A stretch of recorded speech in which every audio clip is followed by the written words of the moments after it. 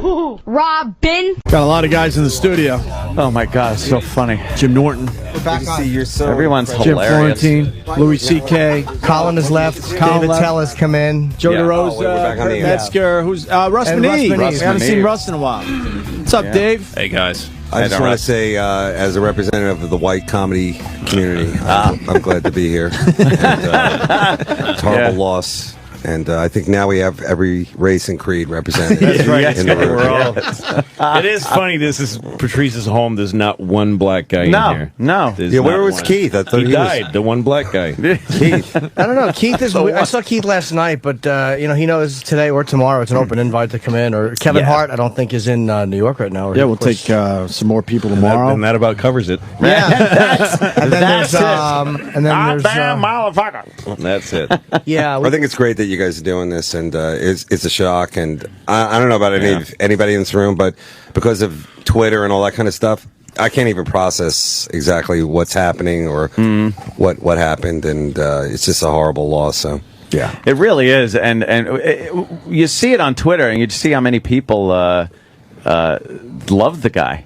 yeah. But how many went amazing. paid to see him? Huh? Yeah, that's true. I hate to be the They come out of the I hate to be woodwork the now. douche and bag of the conversation here, but yeah, everybody loves him for free. We got a purple suit to buy and a gigantic coffin. All right, let's make things happen.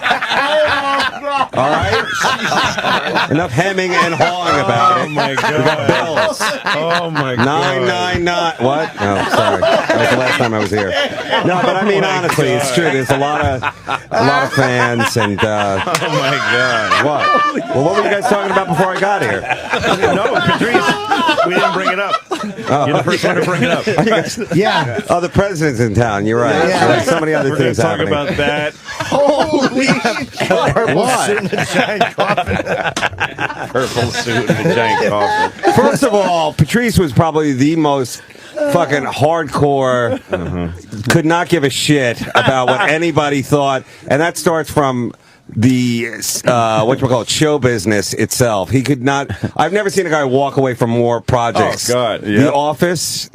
He was on that, right? Yeah. He was like, "Fuck, I'm out of it. This is like, no, I don't want to do this." Arrested Development. Arrested Development, Web Junk, and I'm sure like several movies where they like just probably wanted. Russ worked with him on the last pilot for Comedy Central, right? Yeah, that's right. And Russ Maneve, everybody. Yeah, and the way you're saying that, we were involved in something with his pilot, and it wasn't going the way he wanted it to go, and there was a room full of Comedy Central executives, and I'm telling you, he screamed, not even a hiccup of anxiety or and just for 20 minutes, just a steady stream of well thought out insults. And just let everybody have with no fear of losing it or what. He was really willing to walk away. Ultimate all the time. balls. Yeah, totally. Ultimate balls. From the beginning, from his whole life. Yeah. Jim, Yeah, you absolutely. tweeted a picture yesterday, you and Patrice on a movie set, and how miserable he was, or something like that. Furry Did he do Vengeance. something on there? We fucking did, which is not a great film. We played construction workers, and we had this. They gave us honey wagons. I saw you guys in two construction He hats. just starts laughing. Fire Vengeance. We play construction workers. But I was like the codependent one. He was just embarrassing to be associated with because we had to go in and do our first meet with the director, and we had sat around all day. And I'm trying to hey, we're doing a movie, and it's a Brooke Shields movie, and we're sitting down, and he's just. You're like the battered wife making excuses. I'm like, you know what? He's tired. And the wife of the alcoholic. everybody hated him on that shoot. He was so. Shit. He never had a time like when you first come to New York and start being in showbiz or whatever. Everybody has some awful cringeworthy memory of meeting a booker or whoever and shooting up too quickly from your chair. Oh, hi, thank you. Yes, thank you. He never lived that moment in his whole life. He could be slumped in a chair, and Steven Spielberg walks up to him and he looks at him like, "Do I have to take my hand out of my pocket to shake your hand?" How you doing? Uppity, I think it's the word you're looking for. He's uppity. But a good kind of uppity. He was a very down energy uppity. But I can say this because I laid-back talk to, uppity. and I think a lot of the comics here will back me up. there's a lot of comics who wishes they could be here, and you've been getting calls from people. To this young generation of comedy, like Louie and I are kind of like, and Jim, like we're all the gyms here. There's like 9 gyms. we're different, but to like Russ's people and Joe especially, like Joe's people, Joe DeRosa's people, Patrice was the guy that they looked up to because he was definitely the fucking wildest, like commander of like a stage and like. Especially with the New York City club scene, which is way better than, like the LA club scene in terms of like, you're going to get in somewhere eventually here. It's not like you're going to do a couple of improv classes and meet somebody who does a voiceover thing and rescue a dog and just kill some time, hopefully before you're 40 years old, something happens. But here, like these guys looked up to him because he like could dominate these clubs, and then if he didn't like the clubs, he wouldn't go back. It wouldn't be like this whole thing of like play ball or whatever. And that's pretty especially for a guy who is a great comic. You want to see him perform a lot. I don't think Patrice. Only on his terms. That's all I'm saying. Yeah, he never lived a false moment. I don't think. No, he just wasn't willing to. Sometimes he would allow, though. Patrice is the thing, and he was his uncomfortability with people. Sometimes he misread situations where he thought that people were being worse than they were, and there was times he would go back and realize, like, I probably shouldn't have handled that way. That was self-destructive. Like he was also good at looking back with self-analysis and going, remember when Chris Rock gave him that speech? Oh boy. We had Chris Rock in. Well, I remember because Chris and I, when we were doing this fucking stupid Pootie Tang, we were auditioning people, and Patrice was, for both of us, one of our favorite guys. Yeah. We loved Patrice, and we wanted to put him in the movie. And I don't remember which part it was, but there was a big, huge part that was his. Oh, shit. As long as he just walked in and just made a basic effort. And Louis, he was a good actor, right? He was. He was a really good actor. He could act. He was really good. And so it was just, and anyway, Chris and I we were working on it together at the time and doing a bunch of things at once. And that audition that he did took place without us there. So we saw a tape. And we just see him walk in with this script at his side in his big hand. And he just looks at the camera like, do I have to do this right now? And he kind of picks up the script with this big, all right. And just starts reading the lines like, this is shit. I hate this. You could see the sweat on his face said, like, I had to walk here from wherever. Yeah. I hate this. And we're like, we really wanted to give him the part, but we couldn't. Wow. But we talked about that he was wasting opportunities because of how much talent he had. Yeah. And if he could make a few little adjustments to doing exactly what he wants every 10 seconds. Mm-hmm. I mean, he might have been seen by more people. It's hard because we love the guy because he was like that. And when he made it to 40, it was like, all right, you made it to 40 this way. Now it's working. It's just starting to work. But if he had taken, again, I'm angry he didn't take better care of himself. It's part of your job. If you're given, he was giving a vital ingredient to America comedy. Right. And he deprives everybody of it now because he fucking wouldn't stop drinking grape soda. So, and eating McDonald's. Spike Lee loved him too. And he was in 25th Hour. And Spike uses the same guys over and over and over. Yeah. Really? And he does. I've seen all of his films. I don't see Spike in here, do you? Well, there's a good reason. There's a reason for that, Dave. Okay, go ahead. Please. This is called. This is a black bridge that was burned. I see. You think it was just white people he offended? He was. He had a pilot. Like, Spike wanted him to do a project, or to hold off on a project, like because it was between Patrice and another guy. But Spike really liked him, and Spike's like, please just don't go out to LA for pilot season. And Patrice just refused to bend. He's like, I got to go out for pilot season. And Spike's like, I just want you to. Can I just keep you on hold? Because he wanted to use him for that or something else. And Spike actually called him personally, which you really don't do. And he goes, look, I really would like you to do this, to hold out for me. And he goes, well, you're calling me. That's, this is my agent should be talking to you. This is my agent expressing my wishes. Oh, my God. And Spike's like, you won't do it? And he goes, no. And Spike goes, all right, then. and hung up on him, and that was the last time he spoke to Spike Lee. I've never heard a revisionist white man telling two black men talking story. That'd be like my mom describing a reach around donkey punch. He took all the spirit and emotion out of it. And then Spike said, "Gentleman puts his penis in the." I didn't want to jig it up too much. "You may have the road, Patrice, by my liege." How was I supposed to say it? And the one motherfucker's on the phone. Now you got my attention. was all yo. Check it out. Yeah, like set the stage. It's Brooklyn in a deserted playground. Hung up that motherfucker, ate chicken, looked at white pussy. I don't do good black impressions. I just do me. That was pretty good right there. Thank you very much. That was pretty good. Oh fuck! You know what though? Fuck Spike Lee with his fucking. You know, if he did he hire? He wasn't hiring him. No, he wasn't saying here's money, so don't go get that other money. But he wasn't asking He him was to go saying get maybe money. I'll give you this. So Sounds like a test. But now I don't remember the entire story, but he really. fuck that shit. I'm not in a position to say him. fuck Spike Lee because I would love to do one of his pictures. Was this before Katrina? From Patrice's. Was it? From Patrice's dead point of view, that's easy to now take. Yeah. Yes, exactly. Fuck Spike Lee. I'm going to say through dead Patrice. And because Patrice, Spike Lee. Patrice don't give a fuck about Spike Lee. and because Patrice is dead and can no longer help me, fuck Patrice. I'm with Spike Lee. I'll side with the director who's alive. Yeah, that's right. Louis is the only living director in here. That's right. No, but Joe, you made a movie recently, right? I made a short film with Bobby Kelly there we go. and Bill Burr. If I don't say that, I'm going to get screamed at. Wow. Great, you fucking shithead. You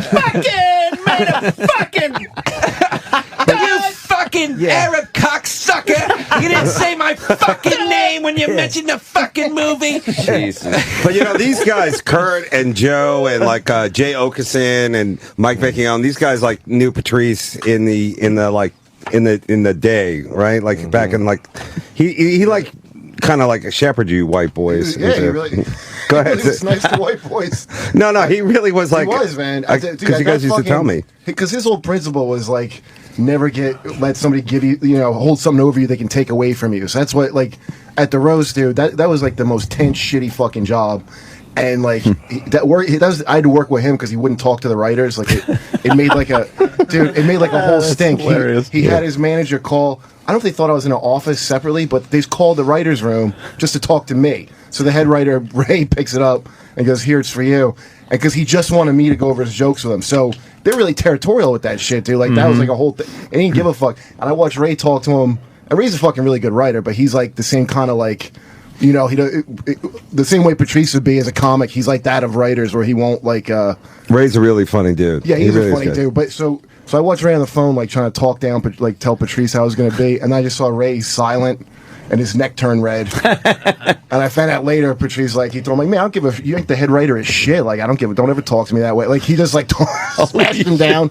I was like, "Wow, dude, you could do that." I mean, this just happened. You could reason with Patrice and get him to change his opinion, you could. but it had to be voluntary. You never, ever, were going to beat him or intimidate him into changing his never. opinion. No, he wasn't. He didn't choose his battles. He didn't go like, maybe it's better to let this go. That's true. Fight another day. Yeah, he's just like, no, I'm not doing this. Right in front of me, I'm not doing it.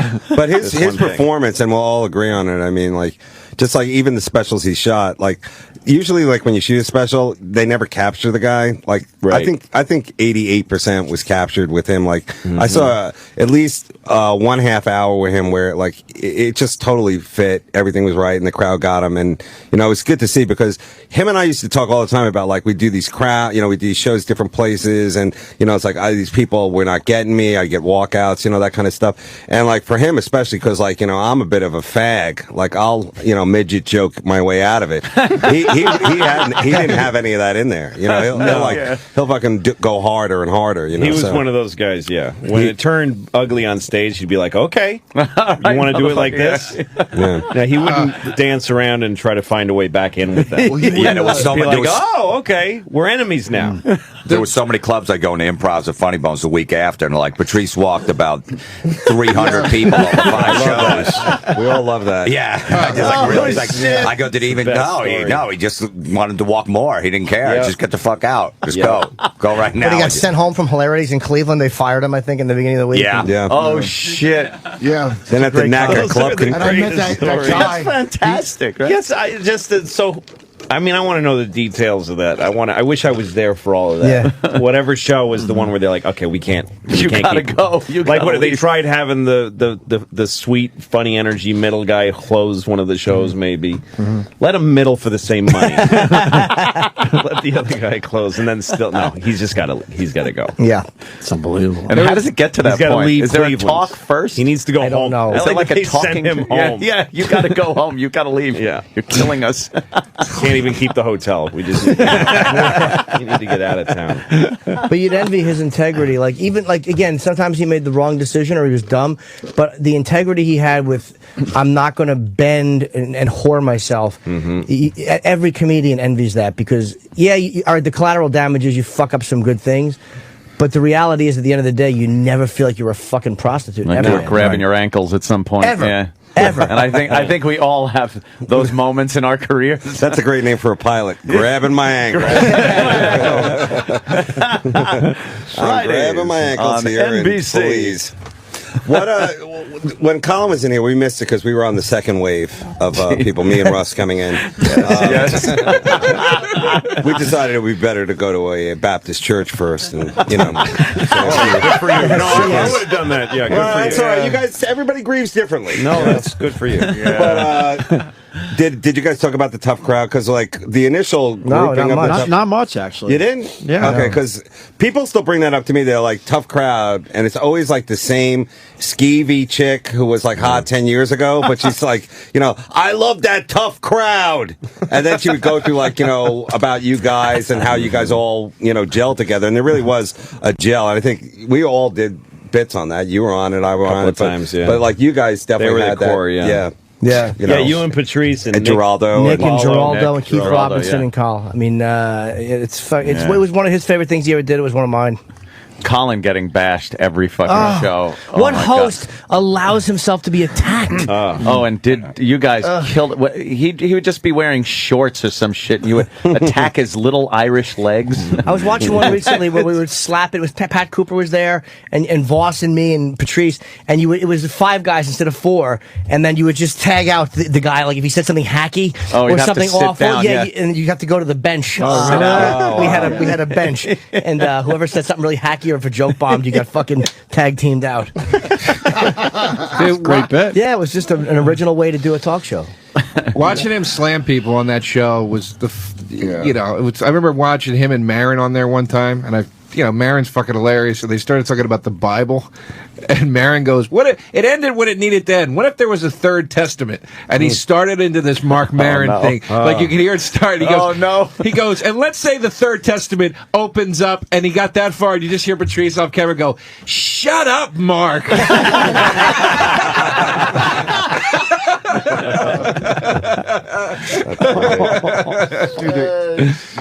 you already watch the clip of him trashing that fan? A tough crowd. I wasn't there for that was a good one. That's so great because that fan wants to stick to his Vietnamese guns and doing that voice. Yeah. And Patrice just won't fucking. He's like, "Will you pull out of the Vietnam Matrix?" He'll have no part of it. Yeah. And he's just. I mean, because it's all his insults. It's like what you were just talking about. All his insults are like insightful. Like he scanned you and figured your shit out. Yeah. That's Exactly, man. Yeah, he didn't just throw out shit that was surface insults. He knew what the fuck would get you. He profiled people extremely well. Quickly, too. And that's why when he smashed you with something, it was like, oh. It was personal. Yeah. You'd walk into the Comedy Zone, he'd stare you down for like 20 seconds. You knew it was coming. You're like, all right, fuck. And then you got a personalized bashing. The worst. No stab. He's been looking at you with the red Terminator screen, like doing an analysis, breaking it down. He walked people. He walked people in regular life, not just a show. I remember he walked the crowd in a restaurant. I swear. One night at the cellar, all the waitresses from Caroline's went down. They were all dolled up and they all looked hot. And we were all like, "Wow, we're gonna try to fuck all the waitresses from Caroline's tonight." And they single file walked out. And I go, "Where you girls go?" And they go, "Well, it was fun until Patrice showed up and got going." Because he just sat there going, "You stink. I bet you're fucking pussy." But you know, They did stink. They all did stink. yeah, they did. I mean, that was a great day. He was right. The worst was when you'd fucking start dating a girl and you'd bring her into the cellar and they were all there and you'd see the look and you're like, oh fuck, this is, I'm gonna get attacked in front of her and humiliated because you don't feel like a real comic when fucking five guys are just kicking your teeth in. Why would you bring a girl? Yeah, why would you bring a girl? It was a tactical error. Yeah. You know, you want to bring her to the Technically, it cellar. wasn't a girl. That's Yeah, real. exactly. We're not supportive. Were you coming from the Mark Twain Awards? Come on, little lady. Yeah. Do you remember This is starting. Jim, do you remember that when you came in? You came in with that girl, and I remember you came over and asked him not to be. That was your mistake. You asked him to not be a dick. Like you came to some girl and sat at the back. That ain't gonna Patrice work. was sitting like a middle table, and he kept. He goes, "Hey, hey, Three Dr. waters. Octopus." 'Cause you were Spider-Man. It was when he was making fun of you for opening up for Dice. So you came with this girl, and you tried to sit her away from both the table and the middle shit. table. Yeah. And it was right after the Dice thing. So he starts doing this Dice voice at you at the top of his lungs. He would not leave you alone. And you're like, "Can you please? I'm with a girl." And then it was like blood in the water. Like, just like a shark would not stop. I don't remember. I vaguely remember asking him, like, just not please. Please, not tonight, Not right? tonight, please. I really like this one. This is really. I need. We argued about that one time. I'm like, I need everything to work for me to fuck. Like, I can't. It has to all work You out. brought for her me to the be wrong easy. place. You thought you were just Yeah. going to walk in like that. This is Henry. It's his place. Yeah. Did he really? It really like, Henry. Jim. I remember It's his pissing girls place. off and getting laid as a result. I mean, actually, one time we did Mohegan Sun. And it was right after this. My ex dumped me. And he was trying to cheer me up. So we're sitting in that horrible. Sure that worked. That cafeteria. You know that cafeteria where in the casino. He picks out this big fat, like the fattest Dominican girl I've ever seen in my life, and he just starts talking about fucking me, like really openly, and this randomly in cafeteria, and I'm horrified, like, dude, don't. And he's like, yeah, no, he's got a big dick. I heard. Why don't you take it? And dude, this girl called me up late. Like it fucking worked. Wow. Did you bang her? Now I called he had no respect for me, so I called my ex to come back up and fuck me instead of I should have fucked that fat girl. See, there's a lot of regret- shoulda, coulda, wouldas in this room. Hey, it's about Patrice. Yeah. She called me up in the middle of the night and asked if I was hungry. It was amazing. I love the Mohegan Sun in the cafeteria. In the employee cafeteria, he just picked up a God, fat we live the Dominican. worst fucking lives in the world, don't we? He'd get you laid. The only stipulation was you had to fuck a girl that looked like Patrice. I know we're talking about him like he was fucking like he was Nicholson in the 70s. He helped you fuck a fat chick in a cafeteria. I didn't even do it. What a life. Oh, what a shame. Yeah, what a Can't loss. believe that came to a Yeah, halt. trying to hook up with a fat Dominican chick in a fucking. After she just did a double shift, and she smelled like fucking food. I should have done it. I really should have done it. I should have fucked that fat chick. For the story, yeah. Did you guys do that roast of Patrice at Boston, was that I Boston think. Comics? I believe Boston. Because I remember all the comics were like, hey, there was like a big wave of people like, what's all the excitement? Where's everyone going? They're like, they're roasting Patrice over at the, like it was like a lynching in the 20s.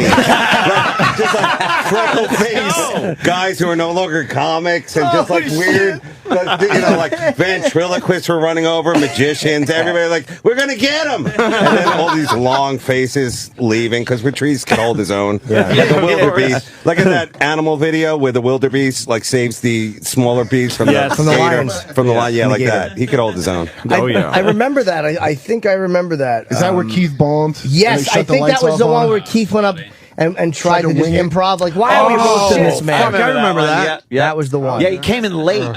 He came in late, and just thought he went could just right up to the go with fucking. it, yeah. Nothing prepared at all. And that's like Yeah, 2003 or something. Yeah. And that because we were off, We're the off the air, air, man. And I remember I wasn't sitting next to you, and one of the comedians pointed out how I wasn't sitting next to you and how I sold you out because we were off the air. yeah, That's how I know yeah. when that was. That I think it was funny, 2003. man. Yeah. Jumped on Colin's coattails was the joke. Yeah. Went from us to him.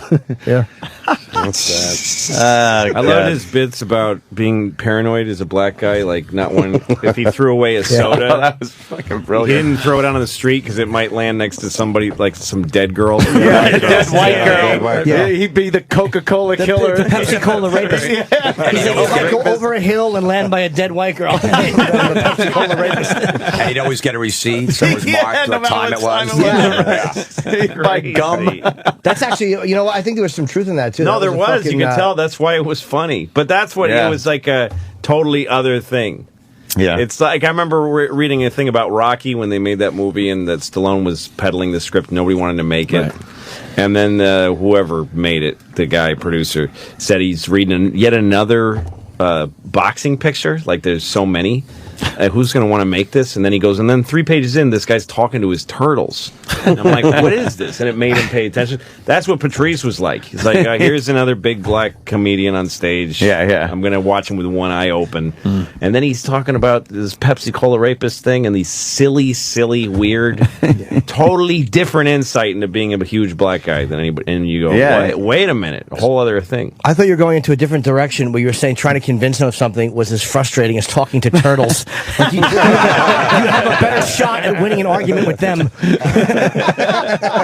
But we all agree he was black. He was black. At the end of this, we're all going to say He was black. Oh man! really. And from Boston, too.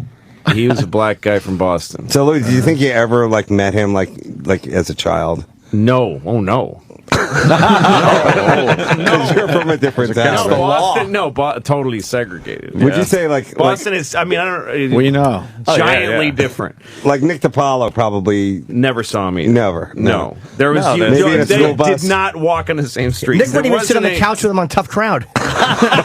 No, every time I had a Boston comedian over, like sometimes a Boston comedian would call me when I first moved here and ask to stay with me to try to be in New York, and we'd be like on the Upper West Side, and he'd be like, "Why you live in a black neighborhood?" Like literally all the time. You see any black people, it 4 must be a black people neighborhood. Yeah. for 20 blocks. This is black. This is a black neighborhood. But no, Patrice. I don't know what part of Boston he was from. I don't know. Roxbury. Roxbury. Yeah. Right. Well, That's a good place, right? About Boston. He was the best to argue race with, though, because even when for hours, because even when you didn't agree with it, he always had a great point of view. It was like, and you always had to respect what he was saying. It's like it wasn't just the typical black guy sounding off about race. Right, It that's was just a well thought out point. Yeah.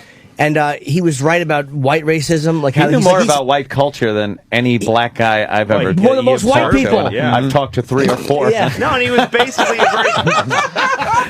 Yes. I just realized who was talking. Yeah, Me. actually, it was 2 of them, and you talked to them both twice. This is too. I thought it was 2 totally 4 This different is guys. too white on black. Let's ask somebody of a different creed.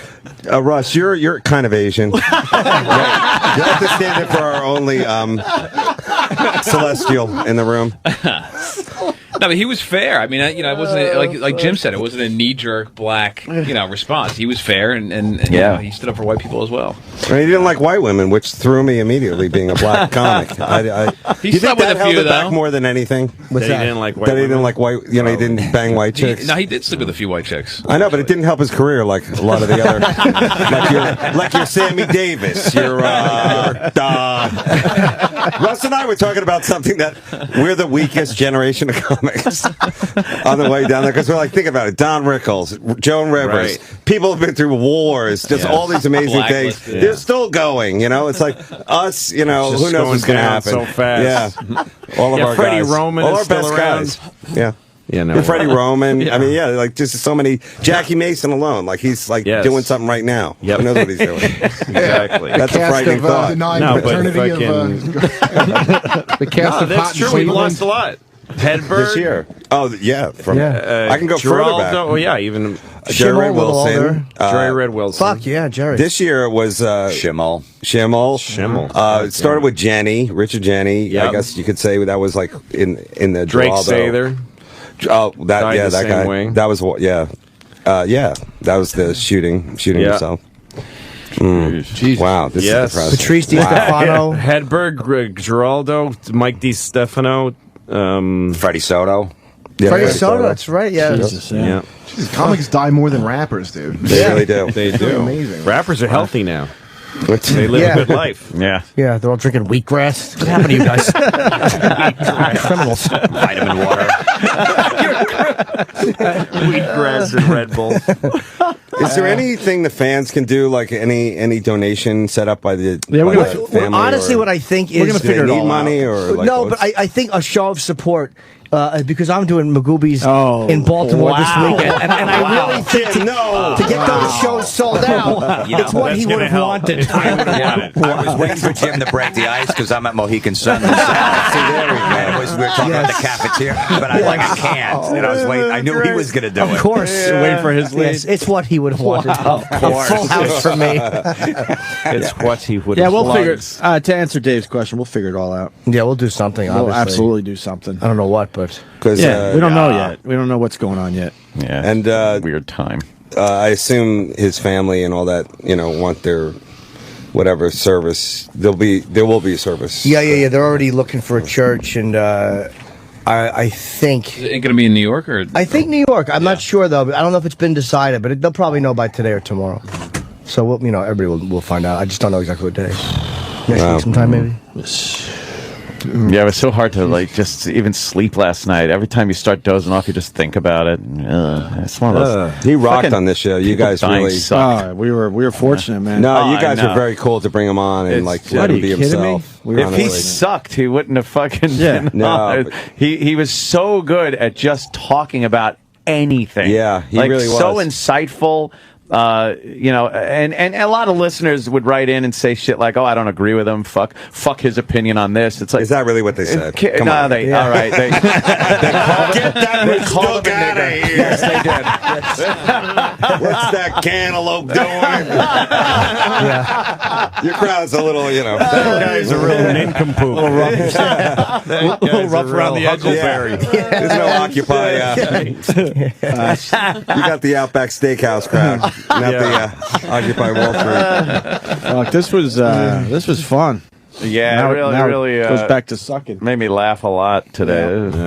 Just talking about all that shit. It's still very hard to watch videos and shit like that. Impossible to digest It's at this so hard point. to do that. Yeah, It's impossible to digest at this yeah. point. You You know? can't. It's a goddamn shame. I was on my Yeah. way out to see him, and I got the phone call good. yesterday morning. Did you get to see him in the hospital? Yeah. Took that U-turn, I huh? didn't see him. We went the day before Thanksgiving, me and Matt Frost, and you just talked to him for a few minutes. You knew he couldn't hear you. I told him everybody was asking for him, and hoping he could hear, but kind of hoping he couldn't, because he was on morphine. It's like you don't want him to know. Yeah. And, it was very, very He, sad. he didn't. And what he wasn't did he do, responsive at Jim? all. No, not at all. Okay. I don't believe so. Matt Frost said he might have made some type of a gesture, but you don't know if that's just. Jeez. Oh, that's horrible. You don't know if that's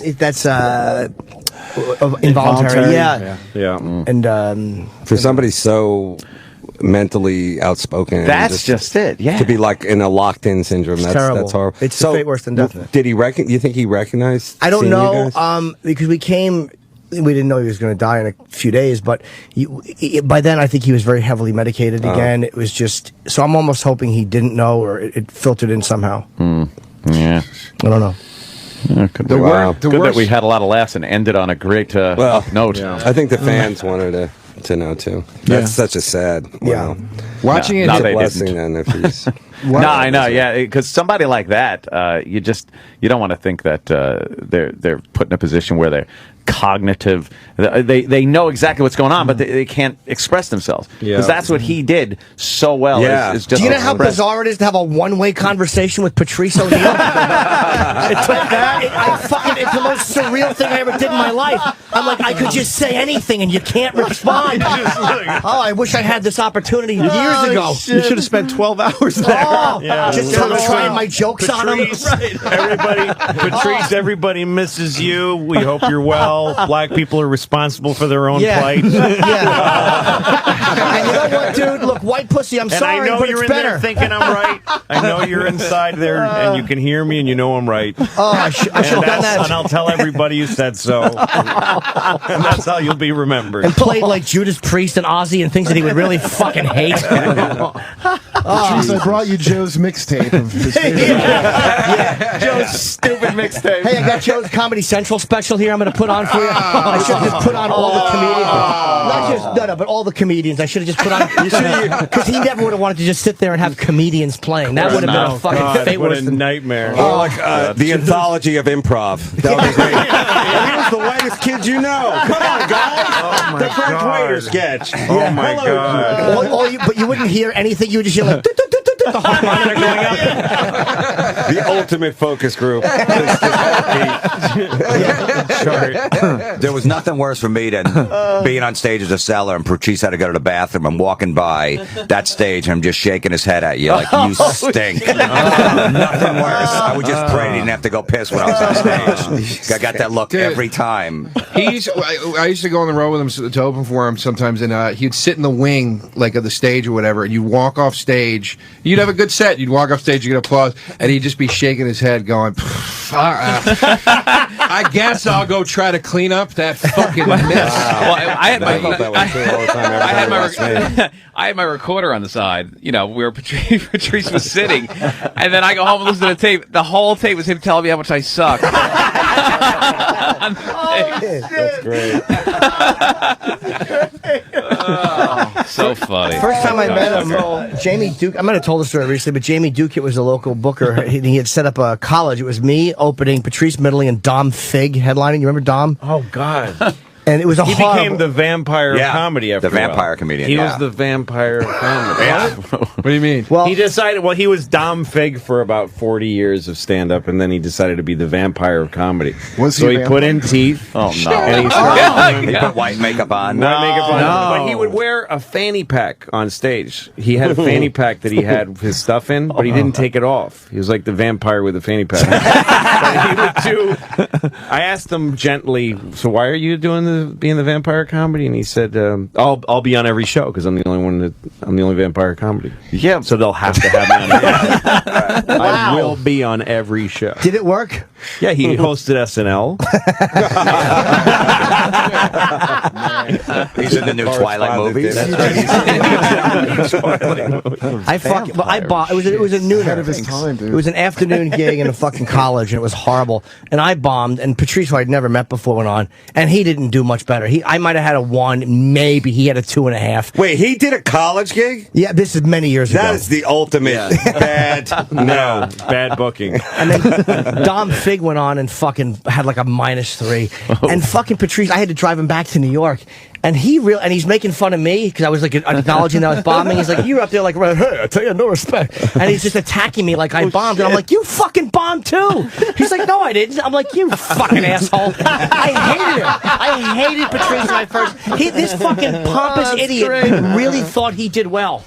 You really couldn't stand him at that moment, right? Motherfucker, I hated him the first time. I think that was the way people took you. You hated him the first time. Yes. The next time you see him, you're like, oh, there's that guy. There's that asshole But if you start there with somebody, there's like nothing. What else is he going to do? You're going up. And then he'll charm you. Anything he says, I don't remember when I liked him. He's all right. He's all right. Part of the burden of it was always like I always said hello to him the wrong way or something. So like I came up one time, I slapped him on the back. He's like, "Don't you ever come up to me?" I'm like, all right. It's like an emotional burden. No, sometimes I see him and I'm like, I'm not sure exactly the perfect way to say hi to him. I don't even want to try. I'm going to get called out on some bullshit just for, what's up, Patrice? Oh, come on with that. What's up?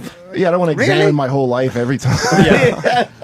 We were driving back from Montreal once, and we were lost. We couldn't find the highway, and we pull up to this guy at a stoplight. Patrice puts his head out the window and goes, "Excuse me, sir. Excuse me, kind sir. I need directions to the highway. Could you please direct me and my lost friends, please?" Right? And the guy goes, "Yeah, sure, man. You just go." And he just fucking rolls up his window as the guy's giving him directions. And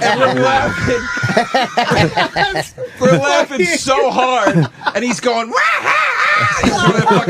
And then he just goes, God damn it, I can't do it. And he rolled his window down. He goes, I'm sorry, man. I'm sorry. Give me the fucking directions. He was telling me a story about a comedian he was having a problem with in Boston that was bad-mouthing him and giving him a hard time.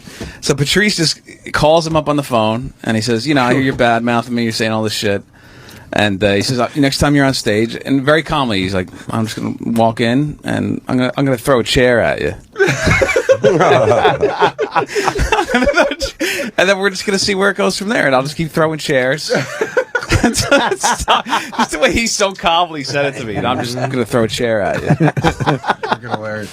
He was never. That's one thing he wasn't though. God. Like Patrice would emotionally bully people, but he never, ever used his physical imposing, other than what people would be nervous of by just looking at him. Right. Never tried to physically Never bully raised a people. hand. Nothing. But I mean, never even tried to impose Right, his right. size. No. It was all fucking his voice Yep. and his booming opinions. He never tried to physically Yeah, but bully the size people. was, Yeah. People would take that, Yeah. but he didn't. but it use Jim, you were It the wasn't best where his wife power you've came ever from. had. He, He never laid a hand on me. I just can't shit without crying. No matter how cold He supper would was, only make me feel awful. he would just yell at me. Never laid a hand on me. He assassinated my character. He made me hate myself. But he never laid a hand on me, not one time. Oh shit! Yeah, he would never do that. He could Never. Not even close. He All could just, psychological damage. It's like I said Why? earlier. Why bother? He didn't need to. Like I said earlier, he totally diffused his huge size with what he had to say. He was smart. He was as really smart. As soon as you realize that, and the best was watching a comic try to fucking go back and forth with him, and it's like, Pathetic. oh, you're one of those guys who doesn't understand that he's a lot brighter than you. Yeah, and he he's really going to is. really No way. humiliate you they on a realize. And visceral he was level. the first guy during the 9/11 thing where, whatever, during the war, whatever, where he goes, Muslims, you now are the new, N-word, you guys. Like, he was the first guy who did that, and he did it, a lot smarter and classier than I've heard it a million times since that, Yeah. And he was the first guy to make that connection, so. I always Even when he did Letterman, remember when he gets up there, he goes, Patrice, you're a big guy. He goes, you just call me fat, Dave. He goes, no, you just call me fat. That's okay, but you just call me fat. Like, right off the bat, his first time on there, attacks Letterman 10 And seconds only into the Dave can't have that. Oh, shit, man. Wow. Yeah, Was he the I guess. kind- What? Sorry. What's I was up? going to ask Jim a question, because you probably know. Was he the kind that you're talking about his size? I write a lot, and I just... Oh, sorry. I'm so used to giving advice. Was he the kind of guy Take time out that of would every day. actually, like, would he fight if it came down to it? Like, he Yeah. seems so non-violent in any way. Like, would he just walk away, or would he, you know what I mean? I think he would have. Sure, he played football, and people didn't want to try him. I remember there was a... He was a bouncer. I mean, He was a strong Well, guy. he I've was seen him throw very, people- I saw him very throw strong. people Dude. out. He Was it? grabbed me once just playing around, and you felt he was, he was a very strong strong. fella. Was it in the shower? Let's move forward. We were in a car one time in the village, and the guy there was a black guys in front of us, and their car stopped, and there was a cab behind us beeping, and so the fucking black guys in front of us kind of got out of their car and thought it was Patrice, and it was going to be a physical thing. And the guy said, and Patrice is like, hey, gangster, it's him. And the way he spoke to the guy, you realize that he wasn't afraid of a physical confrontation. The guy didn't back him off. It was interesting to see him in that, because I'd never seen him in a situation where there could be a physical problem. And he handled it very well. He was super intimidating. He was really intimidating. He had the yeah. hat on, and you just didn't know what he was capable of. So, yeah, of course, I think he would have if he had to. But I've never seen him get out of that car, because the last 3 times I did see him, he was in that car. He would pull up, and then you go over to him, and he would talk to you like I used to say, like the show Cannon. He would pull up and he'd talk to him. You bend down to talk. And then you'd run off Talk and to him like when you're talking to a guy in a wheelchair. Yeah. You kind of have to take a knee so you can talk to him. And he'd go like, I guess he didn't want to go in the cellar or didn't feel comfortable there for a while. There was a very uncomfortable thing. He'd be like, who else is in there? And you'd be like, so-and-so's in there. He goes, well, tell him I'm out here. So then you go in there and go like, hey, Patrice is outside. And then like some other guy would talk to him. And like we all would just come out and talk to him in the car. It was like talking to Paulie from Goodfellas. Yeah, you had to go to Like he was our somebody, pimp, and get we them were like, out out. Yes. He pulled up like the ice cream man. Everybody fucking ran out. And then you'd be out there talking to him, like, why did I come out here? It was nice inside. I was having fun. And this is toxic. Why did I walk outside to be insulted by an asshole in a fucking 6-seat Escalade? Well, what's the ultimate like insult to you like that he did? Because I know like you and him went back and forth and back. He said so many funny. One time I was getting a tough crowd. They had chair massages, and I was flirting with the chair masseuse. And he walked in. He asked her, do you feel like you're checking a piece of fruit to see if it's bad? Which was humiliating. Because she laughed at me. I remember when we went on the virus tour once, and we were sitting at the table signing people's shit afterwards. Right. And I was sitting next to Patrice, and some teenage kid says, I'm only 15, and he was like bragging about how he was a teenager, and then he asked me to sign his underwear, like he pulled his underwear up out of his jeans, and he asked me to sign his underwear. So I'm like, I don't give a shit. I go for it with the Sharpie, and Patrice slaps the Sharpie out of my hand, literally, and goes, what, you're gonna sign a teenage boy's underwear? You know how fast you're gonna be in jail? Like, he smacked me. He said, what are you doing? He really would hang out after a show and like talk to all the fucking people that didn't walk out. And he wasn't like. I mean, I remember him telling me like, I always hate that. Like, I want to go get the fuck out of there. And he was like, he would always hang out with all of them, even if they hated his guts, and talk to every single person. Talk to him. Yeah, and the crowd. I saw him once in Cleveland, and the crowd was just like every fucking mixture of race and Very creed, diverse. color. Always. Yeah, it was. There'd be the black people that would come in, the black contingency would come in, and then the white people would come in. It just really he wasn't pigeonholed into a It was one group crossover of people. acts, we call it. Yeah, You didn't see him rageful very often. Very, very rarely would you see him like that fucking. But you once in a while saw it, and it was just a very rare thing. He never had to get to that level of just fucking visceral anger. Like Bob will get to it quickly, or I'll get to it quickly. But he didn't have that fear. Louis, you said it really well. Bobby has this fear of he doesn't exist if he's not fucking exploding. But I mean, that's how I am too. And it was interesting to see Patrice, who would never get to that point of rage when you argue. He could be louder than you. Yeah. Right? He said that to people at times. You're not going to be louder than me. And you're like, yeah, that's a good point. You're not. Yeah. I remember many times he'd be talking about something here, if you want to call it talking, and Opie's just pulling the fader back, down, and it just at some point it sounded like he was talking through a paper and a comb. That's what, you know what? It had a great effect though on this show. That when he'd get upset, he'd start sounding off mic because you'd actually start hearing him on everybody else's mic. Yes. Right. His was off at one point. He would go from it, and then he'd be like, and another thing, and, then and it had its own thing to it. Yeah. I wish he'd gone for a couple of walks. That's all. Yeah, I know, right? I mean, that's what I was telling my kids. Like, I wish now I had gone to his house and just said, "Get the fuck, let's go. We're going for a walk." He wouldn't have. Just walk around the block with me, you fat motherfucker. You're gonna die. Because you joke about that stuff when you know somebody who's unhealthy. He's not gonna make it. And then, but when you're around 40, it's no joke anymore. Yep. You can't do it It starts anymore. breaking down. How do you understand this shit? In the I don't know what you do with a person who's alive when they're not taking care of Do you themselves. learn from this shit? Like, I don't know. What do you do? I don't This know. is brutal. I mean, I remember when Geraldo was in the hospital, I thought he'll be okay. Right. And when he comes out, I'm going to call him and say, hey, man, I don't drink. If you want to go to a movie sometime. Maybe a hard thing about being addicted is that everybody you know does it. And, like, I don't do anything. And by the way, never once has somebody been jonesing for coke and they said, all right, instead of getting high, I'm going to go to a movie with Louis C.K. You fucking live on a little house on the prairie? Just make some cornmeal. Really are talking yourself up or really talking coke down. I'll go to the pictures. He'll be fine. The picture show. Coke is like going to the movies alone. You people don't understand. It's hard. There's two competing things you want to do so bad. Dave, how do you make sense of this? Do you? Actually, there's two ways to look. One of them is Louis' way, which is like, it would be great if he had cleaned up his act. The other one is that, like, I consider him like one of the last great, dirty, filthy, genius warrior comics, and that, I think he unlike a lot of the people in this world, got to live, say, and do pretty much everything he wanted to do.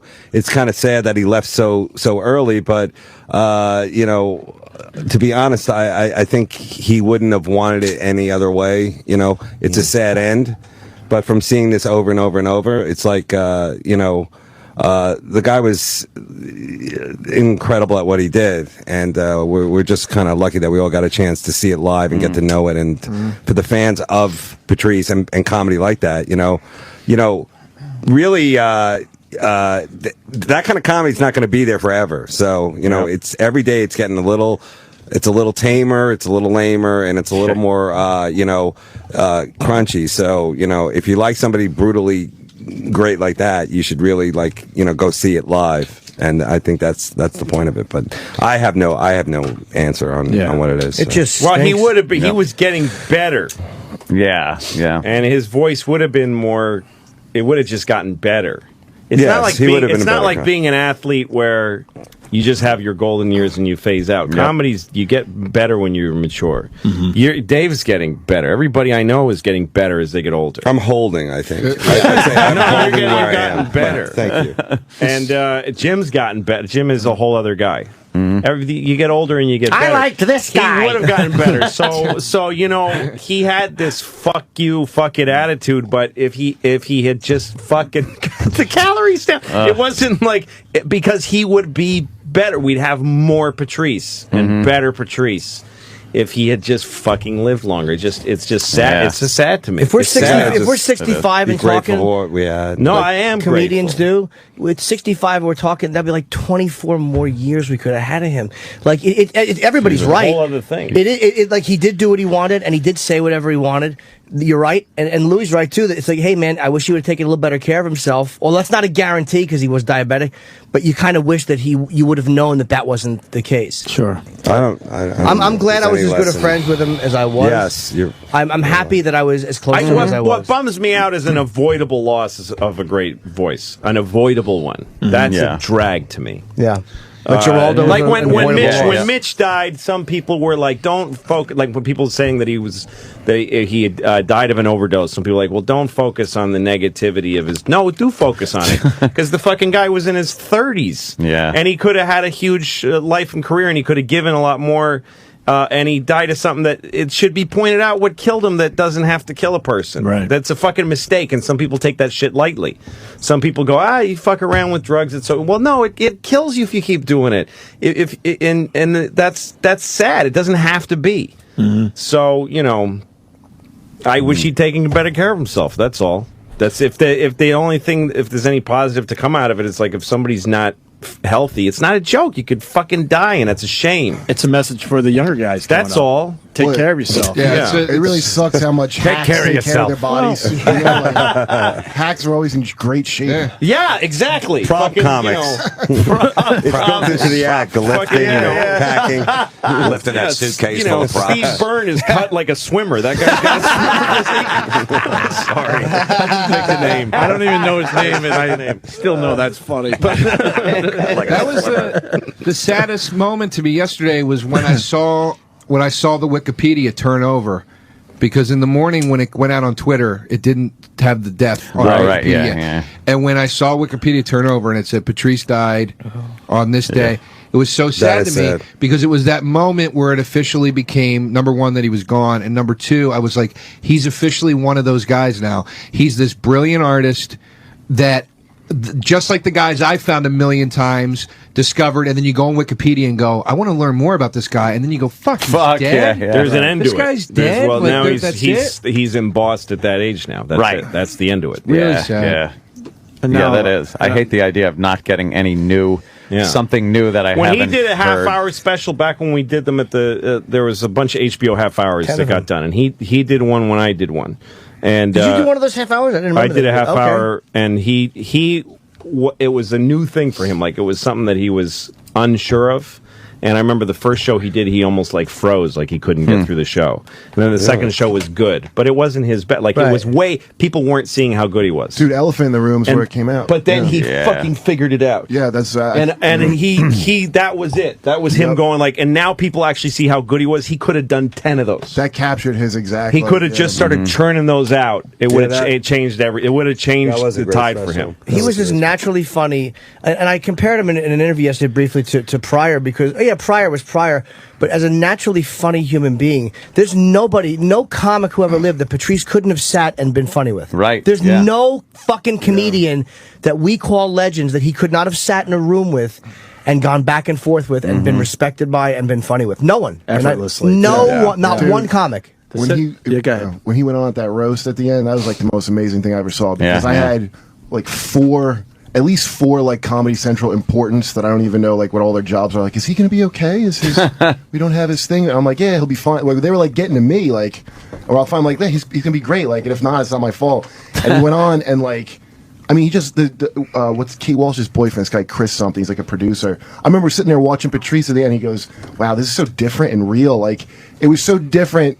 I mean, they cut it pretty decent where you get a sense, but the actual thing there, like, after all these people got done with their, like, recited jokes, even the ones that were good, like, his shit was so fresh, and he's so unafraid of all these fucking Hollywood people. It was amazing, dude. But he had to, because he was so uncompromising, he had to figure out how to make that work at all these different levels. Yeah. That's why it took him. Comedy takes a long time to get great at. Like, some people get good at it fast, but it takes a long time to become a great comic. So, like, the only thing you can tell anybody new is keep refining your voice and stay healthy and get on the treadmill. Just stay fucking, just stay alive. If you just stay alive and don't quit, you will be one of the best comedians that ever lived. That's all you got to do is fucking healthy. It's pretty simple. Yeah, that's what I remember. Live your way into greatness. Right. I did a show in Chicago at the little club there, Zanies. And it was like I had the week, and then Ralphie May had the Thursday. It was one of these things where he just sold mad tickets. So they just told me, Ralphie's doing Thursday. I'm like, this is my week. And they're like, well, you can come and do the show if you want, because it's sold out in 10 minutes. So he came and did a show during my week, and then he had an opening act who travels with him. It's some young guy. It was pretty funny. And he said, and he was sort of in Ralphie's orbit. Not just because he's a planet, of course. he was one of those guys who had guys with him, like an entourage. And he said, "What? You got any advice?" I said, "Yeah, stop traveling and getting high with Ralphie May. Like, don't that road that you're on of like getting stoned with Ralphie, going to McDonald's with him, drinking several beers at the end of every show. You can do it and enjoy it. It's a choice, but you're not going to be You're not going to get to the next You're level. not going to get there. Right. It takes a long fucking time. Yeah. How does Ralphie not have a stroke, by the way? Like, Jesus. I guess Be White. He just got sick, You know? You see where he hides his weed, Ralphie? No. He pulls his pants and it's under his fat flap. Oh, really? God. Yeah, What is this, a witch hunt? He's like, hey, man, I got a hiding spot. I was White guy that we have that's alive. He was in the hospital recently. Just Be Ralphie. White is really Ralphie went through his own thing recently, right? Yeah. What happened? I don't know. Oh. No, he was in bad shape for a little bit. I'm not sure where he's at right now, but so now a shitload of people discover Patrice now that he's gone. Yeah, that's the best thing you can do as far as that's so fucked up though. Yeah, go see Elephant in the Room. Well, It's on Netflix now. Buy it, yeah. I think it's going to be Buy it. on Comedy Central Thursday night. Yeah, but you got to see the uncut one. See the uncut one. Yeah. Fuck those people. There's so much extra shit in there that I didn't realize was in there. It's like an hour and a half, right? It's an hour and 17 minutes. Hour and 17. Yeah, it's fantastic. All right, it's guys. just going to be a bummer when things happen and you in the news and you go like, I would love to hear Patrice's take on that. And unfortunately, sucks. You can probably guess what it would be, though. Oh, you can. Yeah. The crinkled nose. He would have hated her. He would have hated her. Yeah. Well, I want to thank everyone for coming in today. Absolutely, man. Thanks It for was an having us, easy guys. 4 hours. Yeah. Dave and Jim and Lou and Joe DeRosa and Russ Maneve and Kurt Metzger and Colin and Bob and Amy. Colin and Amy just left. Well, Colin said goodbye. Oh, I was in the bathroom. Amy, how about some social skills? How about saying goodbye? I think she was scheduled for like another naked headshot or something. Good. There were a lot of comics had that to wanted to get- come in today to do their, to be a part of this. So, Why don't guys, they that was come in really tomorrow? fun.